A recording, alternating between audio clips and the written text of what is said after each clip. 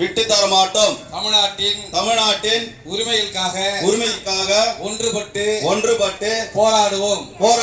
தமிழ்நாடு பொறுப்பாளர் அன்புக்குரிய அண்ணன் ரமேஷ்ராஜ் அவர்கள் இப்பொழுது தலைமை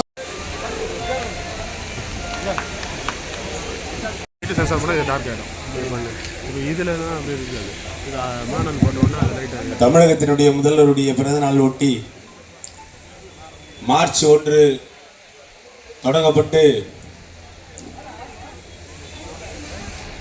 இந்த நாள் வரை தொடர்ச்சியாக